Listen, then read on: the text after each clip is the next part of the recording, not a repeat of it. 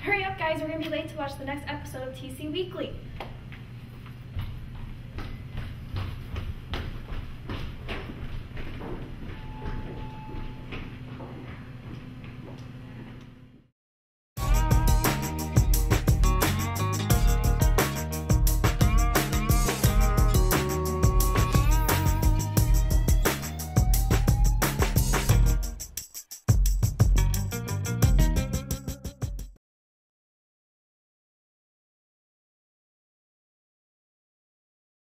It is a complicated program in that no different than the other programs in the college. There's the classroom component and then there's the clinical component. With our students, the classroom component of course prepares them for anything they do in the clinical. So when they're in clinical, they're working with patients, they're actually x-raying patients. So anything we can do in the classroom to prepare them is, is going to prevent them from harming patients. So, and they are not just working independently, they're working with technologists, people that have graduated and have passed their certification exam and are what are called registered radiologic technologists. So the program does consist of the classroom component and the clinical or the hospital component. It is very intense. We do have it used to be we had 2 summer clinicals. Now we only have the 1 summer clinical, but it's intense. It's an intense program. Radiography is a selective program in that we do have an admissions committee, and the admissions committee really looks at specific criteria. So what they're looking at is their math and science scores. They're looking at an on-site essay they write. They look at their Accuplacer score and references, and really what happens at that point is then they're put in a ranking process or system, and at that point pretty much a wait list. So we don't accept anyone that applies because it is a very pretty difficult program, and we want people to be successful once they get in the program. So it is one in which you make application and then you find out if you're accepted. And that acceptance, of course, is not immediate. Often it means a year or 2 out. There haven't been a lot of big projects that students do. They do in terms of the, I'm trying to think of the term, service learning. They do some service learning in regards to a project where they try to touch with the public and inform them a little bit about what radiology is about, or passing on some of their knowledge. I know some of the second year students have gone into grade schools and talked to them about the profession, helping them understand, when they're getting dental x-rays or getting any kind of x-rays, why they need to wear a lead apron.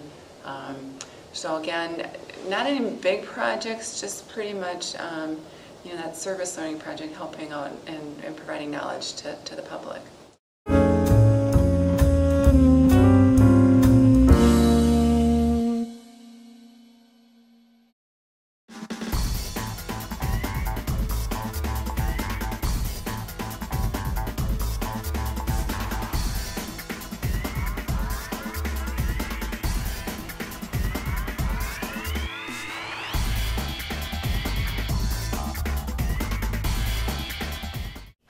Hi, this is Lauren. Welcome to Coffee Talk. Something a lot of people don't know is the Campus Buzz is actually an extension of the bookstore. So let's walk down the hall to NWTC's bookstore and see what they got going on there. Hi, welcome to the NWTC bookstore. My name is Juan Salazar, and I will be talking to you about the services that we provide here at the NWTC bookstore. and why you should not buy anywhere else, because we carry everything you need.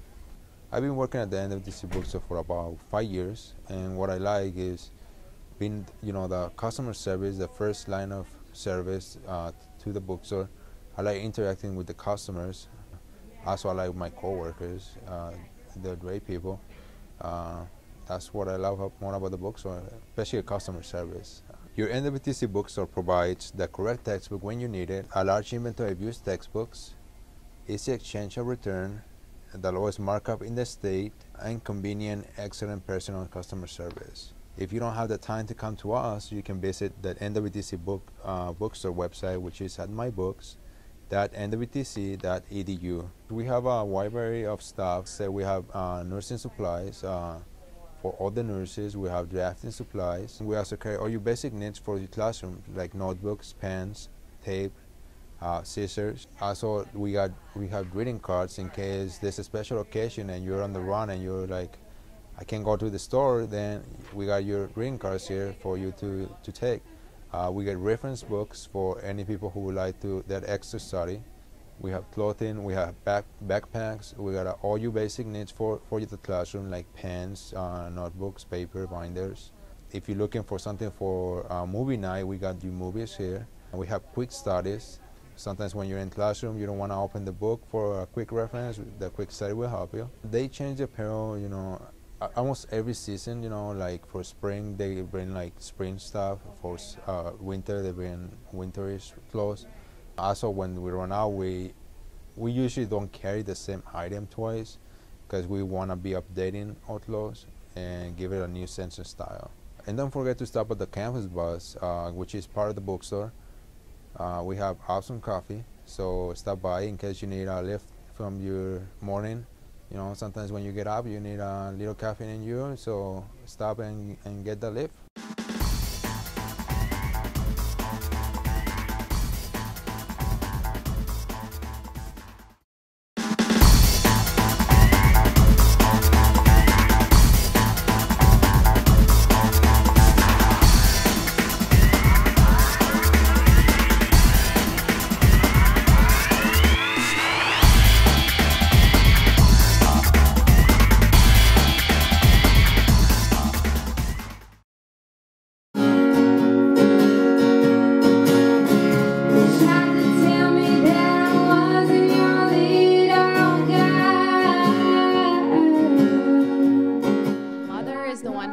Encouraged me with my singing and my playing guitar. When I was young, she actually would write songs and play with her friends and go to the recording studio, and she played the piano and she sang.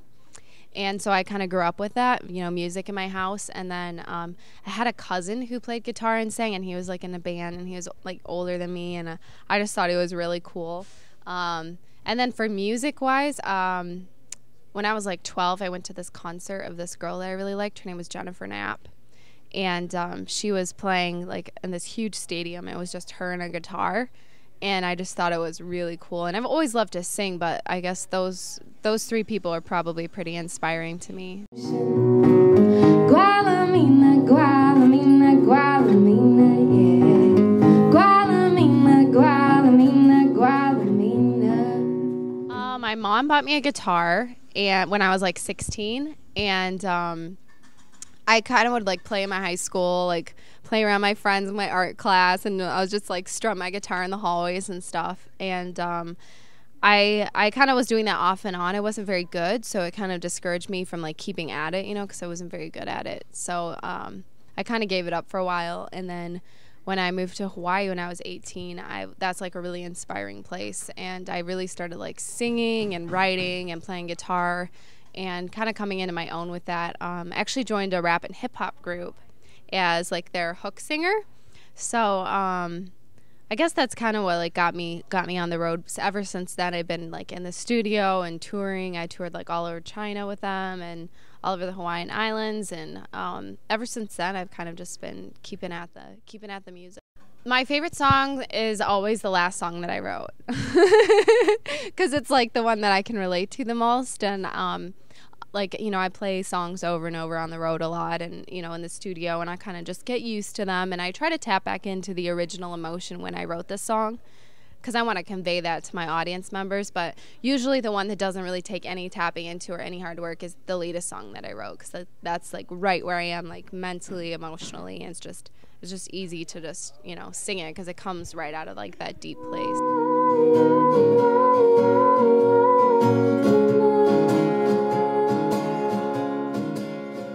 One of the songs I've written recently is called Don't Call Me Honey. And that's just about basically like an old flame coming back into your life and, you know, like, hey, honey. And you're just like, who are you? Like, what the heck? Like, I'm totally moved on from you. I didn't play that one today, but that's one of my favorite. All over China, Fiji, Australia. That's international. California, Iowa. I play in the Midwest a lot. Minnesota, Wisconsin, Michigan, because I'm from Michigan. I've done a few shows in Georgia, Florida. Pretty much anywhere I can get gigs, really. If whoever will have me, I would love to tour and travel way more than I do. To be the same, you're not the same, no, no.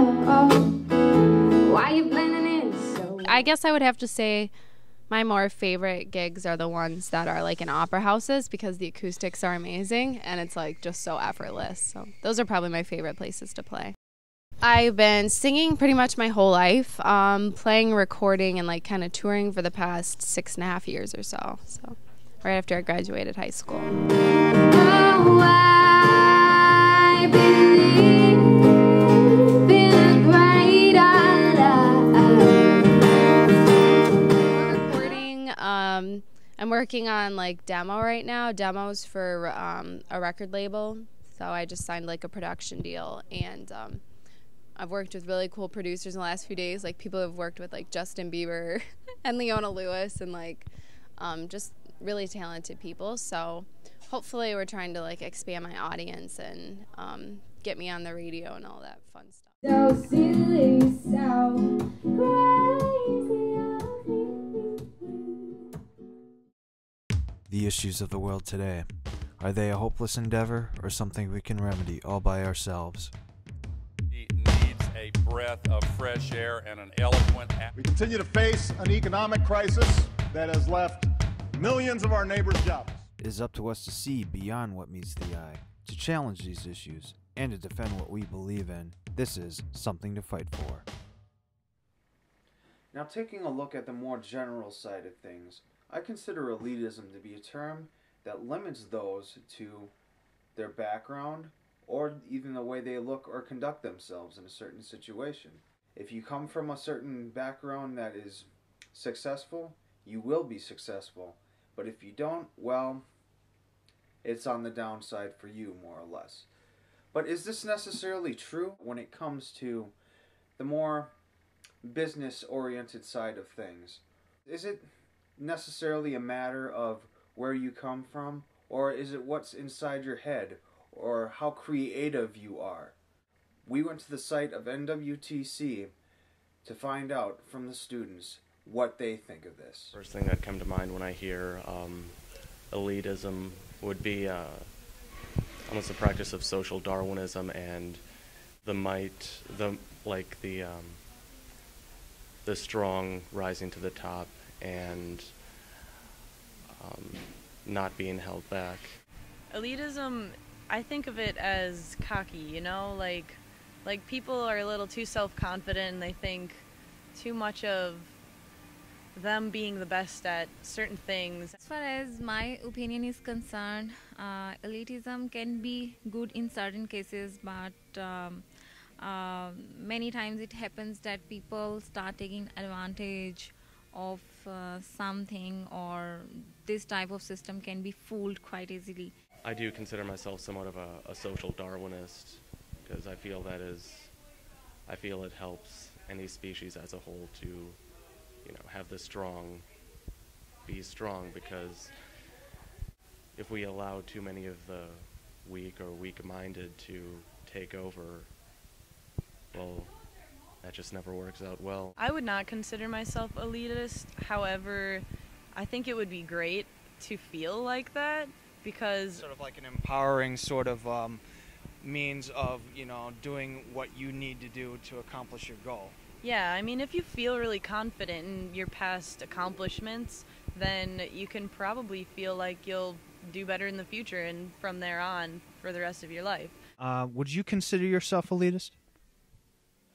No. There's always a certain point to judging someone's by their looks that It sort of depends.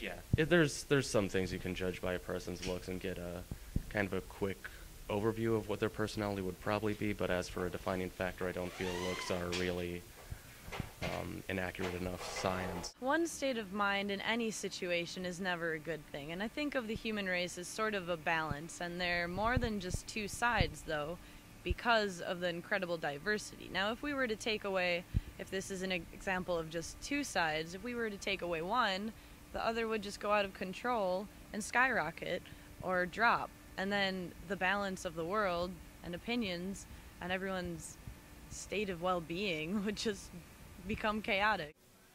It can be a tool, but it is not beneficial. I don't know. I don't think so that it is beneficial. Elitist attitude, for a personal point, if you're always telling yourself that you have to achieve, then it's always good to have that positive mindset. At the same time, it can be a bit damaging as a whole if all of society believes you have to reach this bar level or you will not succeed. Like these days, people say, you know, basically if you don't have a college degree, you're pretty much worthless to society. And that is all we have for this week's show. To see the extended version of this show, along with other episodes of Something to Fight For, go to our official YouTube page at VALO Profile LTD, where you can subscribe to more episodes of Something to Fight For in their entirety. And until next time, I'm your host Drew Danon, and keep fighting the good fight. Also, don't forget to subscribe to TC Weekly on iTunes.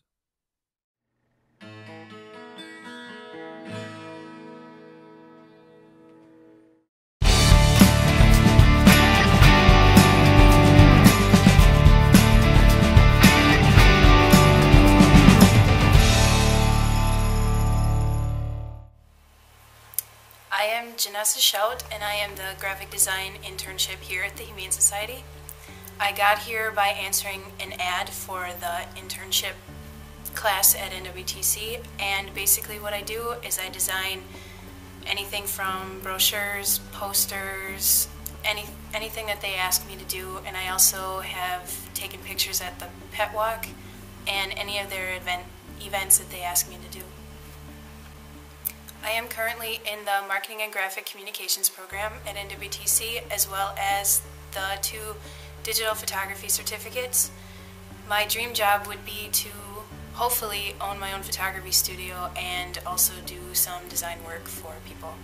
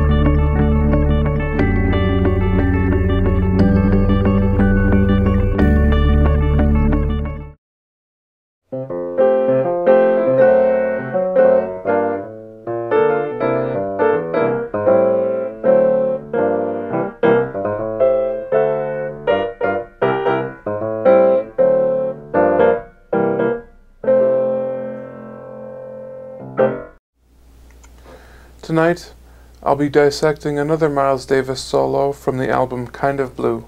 Here's Freddie Freeloader.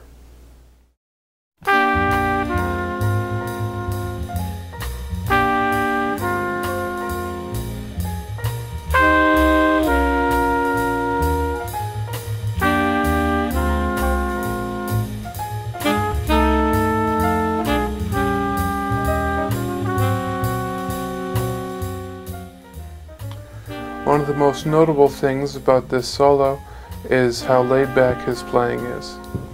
Miles leaves the timekeeping to the drums and bass while he noodles over the top whenever he feels like it.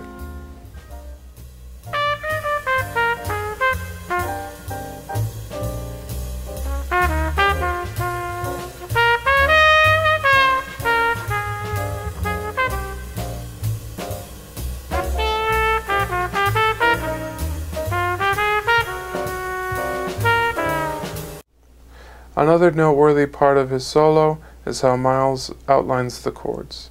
Instead of playing each note individually, Miles picks a certain few that frame the chord perfectly. Now here's an example of what I was just talking about.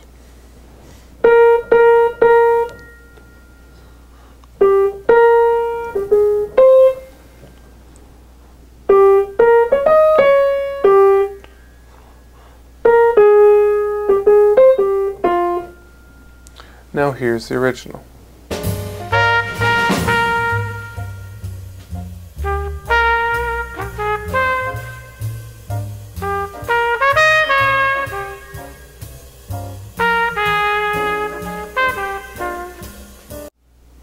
Here's another example of how he chooses to outline the chords.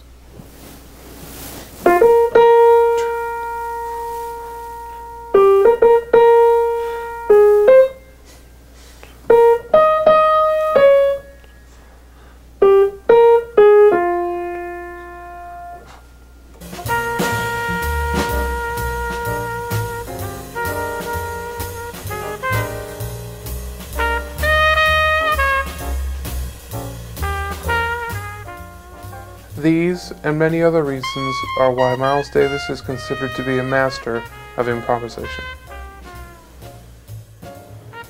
Thank you for joining me this evening. This has been Too Late at Night. I'm your host, Colin Eggers, and we'll see you next time.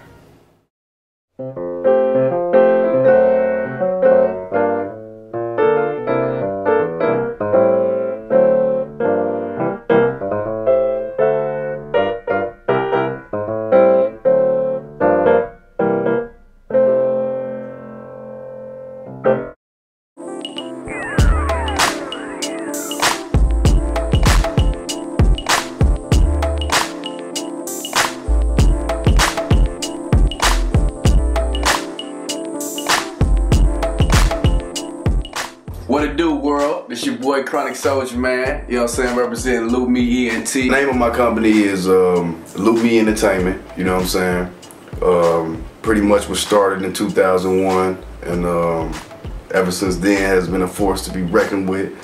This is Mr. Treasure representing for BTE for Life, and I'm giving you a shout out right from the BTE for Life Takeoff Bash at Fatheads. Shout out to the World Motorsports Breast Cancer Foundation in the house tonight, and I got my homie out here, Loop Me. I see myself as an artist. I mean, me, myself, I try to keep things professional, you know what I'm saying, wherever I go, you know what I'm saying. Me, as far as an artist, I mean, I'm me, you know what I'm saying, like, I mean, all I can do is be me, you know what I'm saying, all I do is try to influence, you know what I'm saying, like, the younger crowd, you know what I'm saying, or people that look up to me, you know what I'm saying, I try to show them how to be more positive, you know what I'm saying, how to carry themselves in an orderly fashion, you know what I'm saying, whenever they're doing something. Like right now, as far as the industry and the art, you know what I'm saying, like it's like losing, we're pretty much losing the feeling and the art behind it, you know what I'm saying, it's like, it went from mental pictures like Picasso, you know what I'm saying, to, you know, Crayola pictures, you know what I'm saying, from a first grader, you know what I'm saying, it's like, you know, it's more to it than what they're depicting it to be nowadays, and pretty much just be the best the best they can be, you know what I'm saying, the best of their abilities, you know what I'm saying. I mean, I'm me. Check me out on a mission everywhere I go. It don't matter where you from or where you at. Bring your city to the max. The meal in the bay on my back, and I never lose. Shout out to Sounds of the Bay, Cop that Coach Chronic mixtape coming soon, y'all. Sitting out 24, that's what it do. Staying fresh and getting dough, that's what it do. All my dudes and all my thugs already know this what it do. If you realize it, just you let it be known, that's what it do. Sitting out 24, that's what.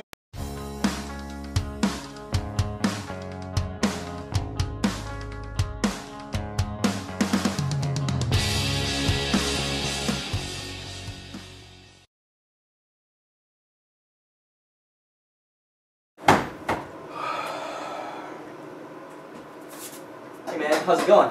Oh man, dude, long day, long day. You look totally beat. Just stole words out of my mouth, dude. It's been a long day. Yeah, looks like it. Yeah, dude, I picked up this monster for a little boost. You need to listen to me. Are you listening? Are you listening to me? I'm with you. This is important. You can't look, taste, touch. I don't even want gravity to act upon this. Do you understand me? I don't want anyone from a 5-foot radius. Yeah. No problem. I'm on this. Alright. I'm gonna go take a shower, right? Okay.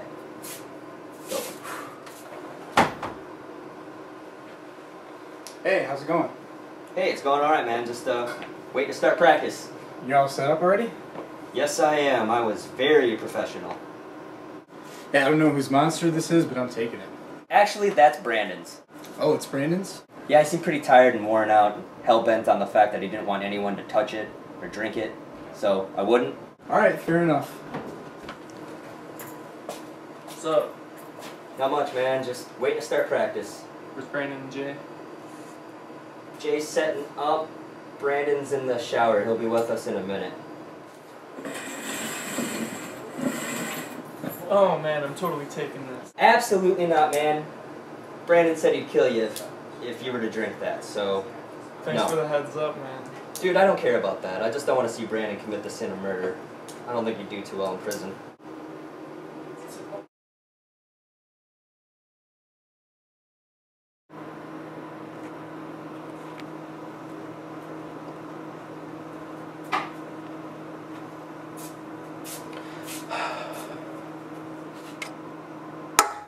You serious? Who drank this? I mean, Travis.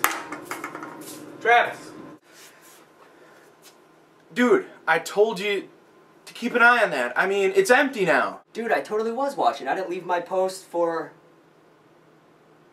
Oh. Wait a second. Hey man, I'm just having some problems with my amp. Can you help me out? Yeah, sure. I'll be right there.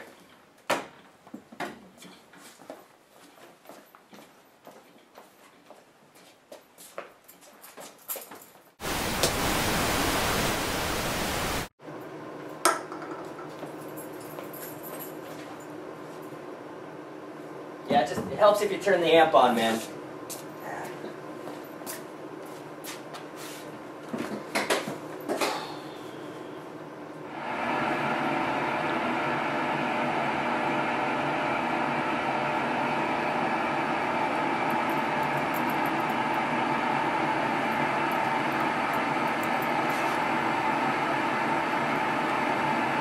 Something you'd like to share, Dan?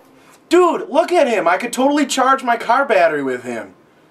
Dude, did you slam that monster in like 10 seconds? I sure did. How could you? I needed that. I mean, I'm not even going to be able to function tonight. That's it. You're out of the band. Dude, easy, easy. Look at the bright side, man. He's got you so riled up. You got your energy back, all right? Let's practice.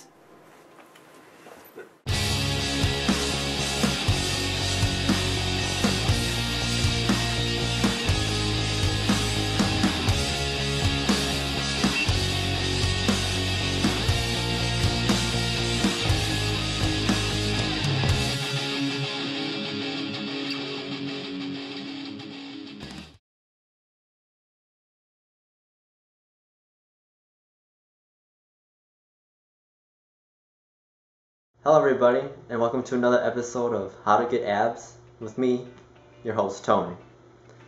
Today we're going to be talking about the elliptical machine, some of the specific areas it targets on your body, and some of the benefits.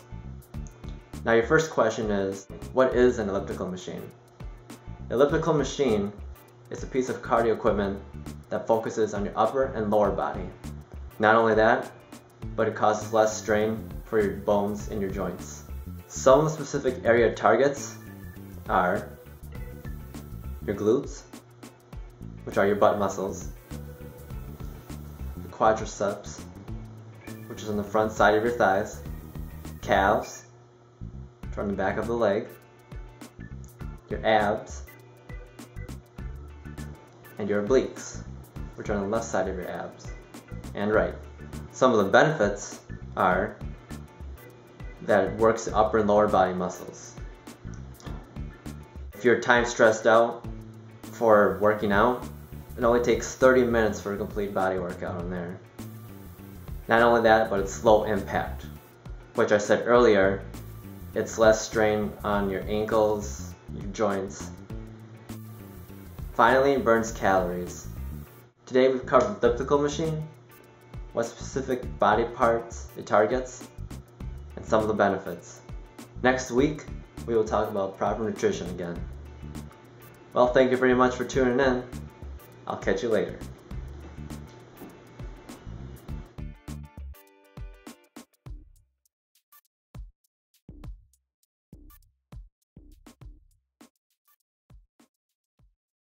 Hey guys, what's up? I'm your man Kojo, and this is Kojo's Awesome Tricks. Hey everyone, I want to thank you for tuning in to another episode of Kojo's Awesome Tricks. I'm your man Kojo, and this is my boy Sergeant Steez. Make sure you check him out on Xbox now. Okay, so today we're filming inside because if you can't tell, it's a little windy out, so we're going to keep it light and chill and inside here. So today what we're going to do is we went to the skate park to get on some rails today, so today we're going to teach you that board slide. We're also going to teach you that 50-50, and we're going to teach you that 5-0. So I guess why don't we just leave it with Sergeant Steez here to show you them tricks. Take it away. Now for the board slide, which is pretty much the most basic rail trick that you can do, you're just going to need your foot in the ollie position. Now you're going to approach the rail with your back to it because that is the easiest. It's called the backside board slide. And you're just going to approach the rail. You're going to have to pop the ollie. Turn your shoulders and your feet kind of like you're going in for the 180. You're going to want to land on the board, or land on the rail, excuse me, and right in the center is what you're going to really want because that's going to be the best for balance. Now, ideally, you're going to want your feet landing strictly on the bolts because that's going to be key.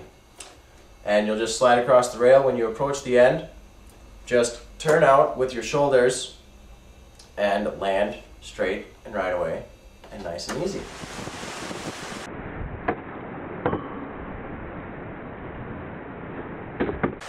Alright, next we're going to teach you the 50-50.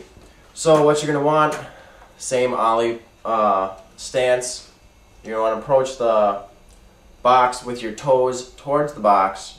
That's going to be a front side 50-50. And once you ollie, all you're going to need to do is, at the same time you're ollieing, jump forward because you're going to want to land on the box, trucks, and ideally you're going to want your front foot covering the front bolts and your back foot covering the back two bolts and the tail. Because when you approach the end of the box, your front truck is going to come off first. When you approach the end of the box, you're going to want to pull up and level out so that when you land, it'll be all four wheels and you can just ride away smooth.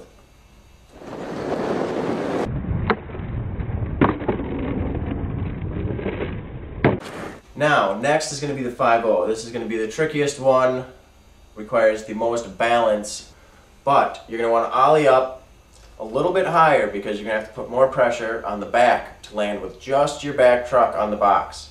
Now, the best would just be to have your foot in the same as when you're coming off of the 50-50.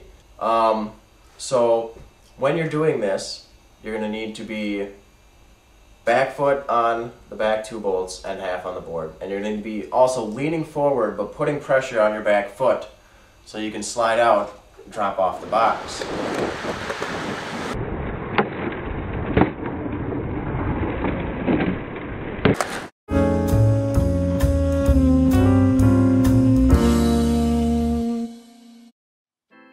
Influence.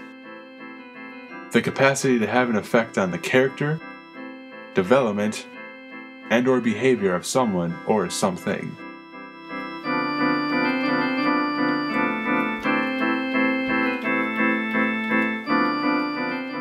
The way you apply it is entirely up to you. This is Influential Entertainment. Welcome to our 5th episode. Today, Kelsey will show us how she gets into her cosplay. So, what exactly is cosplay? Cosplay is a type of performance art in which participants don costumes and accessories in order to represent a specific character or idea. My favorite character is 2D, from my favorite band Gorillaz, of course. How do you prepare for your cosplay? Generally, I have to psych myself up beforehand because it can sometimes take up to 2 hours to get my stuff on. How do you go about putting on your cosplay? What step comes first? The first step to becoming 2D is getting my costume on. I have to clip my hair out of my eyes, then put on a wig cap and make sure no stray hairs are noticeable. Second, I've got to put in my blackout sclera contacts. Thirdly, I apply makeup. Putting it on now saves the trouble of working around the wig. I have to apply tooth blackout wax in order to give the impression I'm missing my front 2 teeth. Then comes the wig. I put it on and fix any unsightly hairs. I styled it in advance, so I don't have to worry too much about this step. Finally, I touch up any other details and add my accessories to the outfit. What inspired you to cosplay as 2D? Well, I found these two cosplayers, Hikaruline and Kawaruline. They had photos on an art website called DeviantArt. They had such an impressive variety in poses and outfits that I wanted to see if I could try it out or be any good. How long have you been cosplaying 2D? Is he your only cosplay? I've been cosplaying 2D for a little over a year. The first time I ever cosplayed in public was October 16th, 2010, when Gorillaz played in Chicago at the UIC Pavilion. As for a more recent cosplay, I've been considering Kairi from Kingdom Hearts 2. Cool. I think you'd be able to pull that off very well. Thanks for your time. No problem. On the next episode, we'll be discussing a few underappreciated musical instruments. Join us next week on TC Weekly.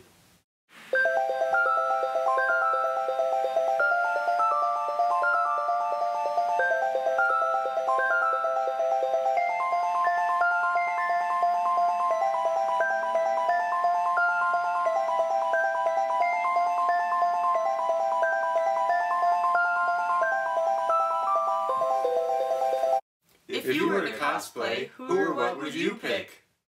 That was such a good episode of TC Weekly. Yeah, it was. I can't wait for next week's.